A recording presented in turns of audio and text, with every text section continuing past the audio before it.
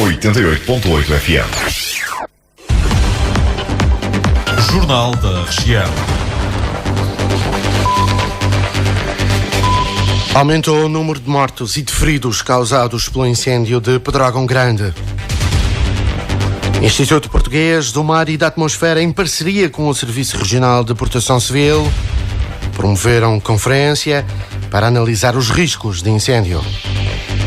Festival Redes do Atlântico, com balanço positivo. 88.8 Notícias. Aumentou o número de mortos causados pelo incêndio de Pedrógão Grande. Um bombeiro que estava internado em estado grave não resistia aos ferimentos e faleceu a meio da tarde desta segunda-feira. A explicação foi dada pelo presidente da Liga dos Bombeiros, Jaime Marta Soares. Ele tinha efetivamente algumas lesões ao nível do rosto e tinha as vias aéreas muito queimadas, e isso tudo foi feito, foi logo ventilado, foi objeto de uma intervenção cirúrgica, mas efetivamente resultou de balde e acabou por morrer.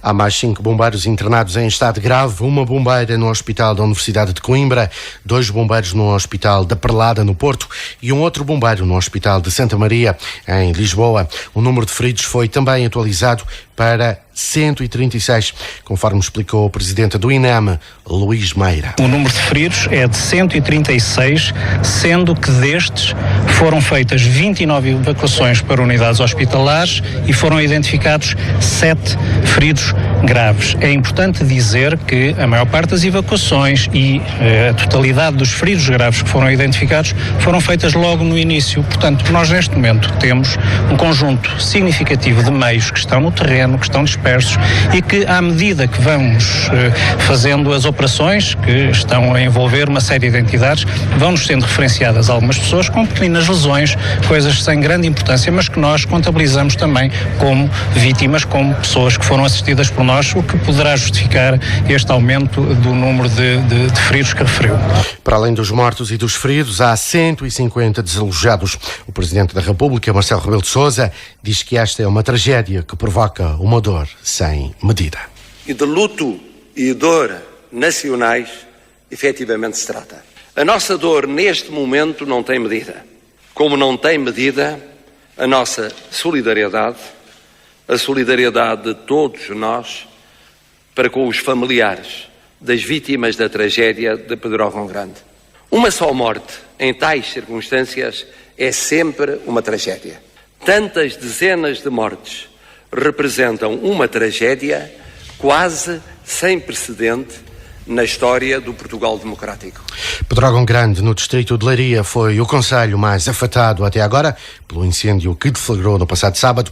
Para trás, as chamas deixaram um rastro de desolação e morte. Uma das aldeias mais atingidas e onde se registaram diversas vítimas mortais é Nudeirinha, naquele concelho. Na manhã desta segunda-feira, o repórter da Renascença, Ricardo Conceição, foi àquela aldeia mártir ouvir a população. Não é fácil, as pessoas estão em estado de choque e não querem prestar declarações, mas há pouco encontramos a Maria José Coelho, é habitante aqui do Nudeirinho e relatou-nos, fez-nos um relato daquelas horas terríveis que aqui foram vividas. Isto começou por volta das 7h30, veio muita ventania, um vento enorme, e esse vento enorme já trazia chamas. Eu e o meu marido só tivemos tempo de nos enfiarmos para dentro de casa. E nessa altura havia bombeiros, havia... Nada, nadinha. Só agora é que eu ouvi o carro dos bombeiros a passar, não sei por onde é que ele foi. Nessa altura não há eletricidade? Não tinha, faltou-nos a eletricidade... Até nos faltou a água da rede. A nossa aflição era imensa para apagar e nós já não tínhamos água para poder apagar. A senhora perdeu alguns armazéns, é isso? Perdi uma estufa, sim. Perdi a estufa e alguns familiares. Como é que acha que se pode recuperar disto? Não sei explicar. Não há palavras. Não há palavras mesmo. Maria José Coelho, 39 anos, habitante aqui de Nudeirinho, é um exemplo do depoimento do que aqui se passou. O cenário que aqui encontramos é desolador. Estamos perto da entrada desta aldeia, onde estão 2 carros completamente carbonizados. Há uma árvore caída no meio da estrada, os carros estão encostados a essa árvore, chocaram um com o outro.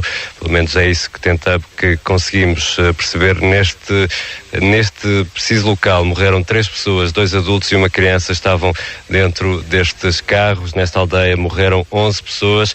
Perguntámos com quem fomos conversando esta manhã se já receberam alguém, se alguém veio perguntar se era preciso alguma coisa.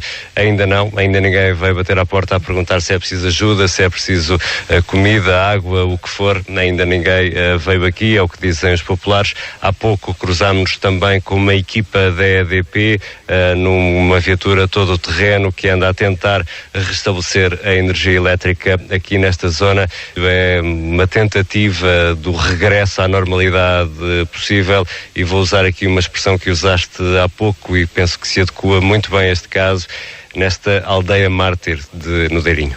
O relato do repórter Ricardo Conceição.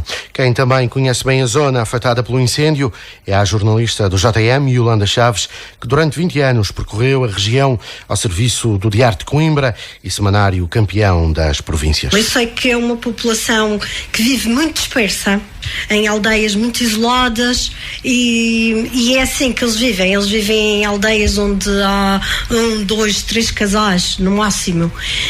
Vivem muito distantes uns dos outros. Os meios de comunicação não são, em termos de estradas, às vezes não são os melhores, daí a dificuldade de acesso a alguns desses lugares. Portanto, e vivem nessas aldeias muitas pessoas também já de uma idade avançada. Os filhos partiram para a imigração, voltam nas férias e nas festas, vêm animar as festas locais, e muitos deles também foram estudar para Coimbra, estudar para o Porto, para Lisboa, e não voltaram às suas terras. E, portanto, ali vivem os mais velhos, sobretudo.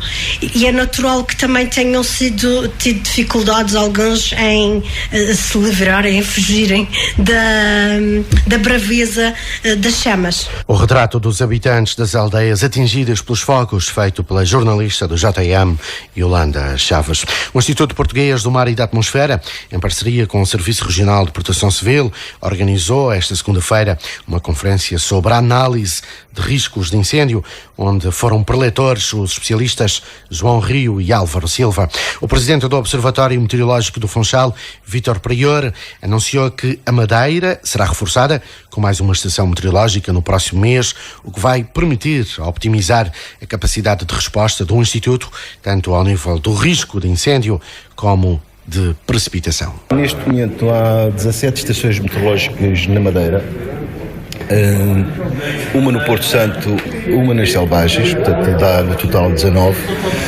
Portanto é uma rede otimizada e bastante densa, portanto que praticamente cobre detalhadamente a Madeira, e ainda eventualmente durante o próximo mês a Madeira será reforçada com mais uma estação meteorológica, portanto na zona do monte, portanto na interface floresta e zona urbana, porque neste momento há uma estação aos 50 metros no observatório e outra aos 1000 metros de altitude, outra aos 1500 e outra aos 1800. Portanto, vamos instalar uma aos 500, 600 metros aproximadamente, para darmos melhor resposta, portanto, tanto a nível do risco de incêndio como da precipitação. Nesta conferência deu-se a conhecer o trabalho que é desenvolvido pelo Instituto Português do Mar e da Atmosfera no desenvolvimento e na análise de modelos matemáticos que permitem prever com alguma antecipação a ocorrência de eventos extremos, conforme explicou Miguel Branco, da Proteção Civil. Trata-se, de facto, de uma avaliação das variáveis que contribuem para a formação de um evento extremo e que, no fundo, são ferramentas que nos permitem depois conhecermos um pouco melhor como a meteorologia se comporta e, pelo melhor conhecimento da situação, podermos, de alguma maneira, darmos uma melhor resposta e uma resposta mais rápida face à eventualidade de uma ocorrência desses eventos extremos. A rede de estações meteorológicas da região é aquela que, por densidade, é maior do que no resto do país. Por várias razões. Uma, porque nós temos um território, uma especificidade, somos um território insular, muito pequeno, com uma orografia complicada, que fez com que ao longo dos anos o Instituto Português do Mar e da Atmosfera criasse aqui uma rede de estações meteorológicas que fosse, em termos de densidade, muito maior que no resto do país. Esta conferência ocorreu em simultâneo com o início do POCIF, o Plano Operacional de Combate a Incêndios Florestais, em vigor na região desde o passado dia 15, altura em que o Governo Regional mobilizou em permanência equipas de vigilância e combate aos incêndios florestais. A candidata do PTP à autarquia do Funchal, Raquel Coelho, acusou o presidente da Junta de Freguesia de São Gonçalo, Bruno Ferreira, de perseguir e intimidar os candidatos do Partido Trabalhista que estão recenseados na freguesia de São Gonçalo. A denúncia foi feita durante uma conferência de imprensa junto à Junta de Freguesia de São Gonçalo. E a razão que nos trouxe aqui à Junta de Freguesia de São Gonçalo é precisamente para denunciar e repudiar a ação do Presidente da Junta de Freguesia daqui de São Gonçalo. O que é que acontece? Com as eleições autárquicas, como sabemos, o Partido Trabalhista tem enviado pedidos de certidão de eleitor às várias freguesias da região, no qual tem candidatos. O que acontece? As requisições de certidão de eleitor, ao chegarem aqui à Junta de Freguesia, são automaticamente examinadas pelo Presidente da Junta, que trata de contactar os candidatos da Junta de Freguesia de São Gonçalo, abordou a fim de inquiri-lo do porquê de ele ser candidato do PTP, uma vez que a Junta de Freguesia o tinha ajudado. Raquel Coelho acrescentou que já fez queixa à Comissão Nacional de Eleições do Presidente da Junta de Freguesia de São Gonçalo por violação dos deveres de neutralidade e imparcialidade a que as entidades públicas estão sujeitas durante o período eleitoral. O balanço da edição deste ano do Festival de Música Tradicional Raízes do Atlântico é bastante positivo. Em declarações à JM-FM, o diretor artístico Nuno Barcelos disse que ficou satisfeito com a qualidade dos espetáculos e com a adesão do público. No geral, foi mesmo muito positivo, porque também este ano, e toda a gente sabe, nós fizemos questão de enaltecer a música das Ilhas da Macronésia. O concerto de abertura de sábado à noite foi simplesmente fantástico. Podermos ouvir o que é que Canárias, aqui mesmo ao lado, tem para oferecer a nível de instrumentação, afinação, instrumentos. Foi mesmo uma forma muito interessante de começar o festival. Depois fomos ao Cancionário Açoriano com Mulheres Lucas, uma banda dos Açores que tem dado muitas cartas a nível de concertos a nível nacional, que eles ultrapassaram completamente a barreira do tradicional, ou ligado aos festivais tradicionais. No geral, foi mesmo muito positivo. Senti-se pelo entusiasmo das pessoas e pelos comentários que temos ouvido nas redes sociais. Eu acho que é sempre interessante quando nós não seguimos o caminho mais fácil e conseguimos o quórum e o número de pessoas e o público que nós queremos, e acima de tudo que as pessoas não saiam indiferentes. Comentamos na organização, sentimos que as pessoas não saíram indiferentes. Cada noite do festival foi especial à sua maneira. Como sabem, nós tentamos que cada noite fosse uma viagem e que não fosse semelhante à noite seguinte. E acho que tinha um pouco para cada um. Que quisemos que cada pessoa encontrasse um pouco o seu espaço a nível musical neste festival. Como toda a gente sabe, a música da Madeira e a música tradicional da Madeira é sempre o mote deste festival, que é um dos mais antigos do país, ou o mais antigo do país a nível do conceito World Music, e nós tentamos que fosse um pouco isso. Portanto, no geral, fica mesmo para a história, como uma das melhores edições, pelo menos para nós, a organização. Temos um prazer enorme. Nuno Barcelos, o diretor artístico do Festival Raízes do Atlântico, e o balanço à edição deste ano. A Semana Regional das Artes encerrou também com um balanço muito positivo. Segundo o diretor de Serviços de Educação Artística e Multimídia, Virgílio Caldeira, o evento mobilizou toda a comunidade educativa. O balanço desta semana é de veras muito positivo. Nós falamos de uma semana de 12 dias. É inédito, não é? Uma semana um pouco mais alargada. E aquilo que eu tenho dito, de facto, nós temos vários projetos na Madeira que pensamos que só distribuir todas estas formações e esta diversidade de práticas artísticas em 7 dias seria pouco, por isso alargamos. O que é que sai desta semana? Sai a mobilização de uma comunidade educativa.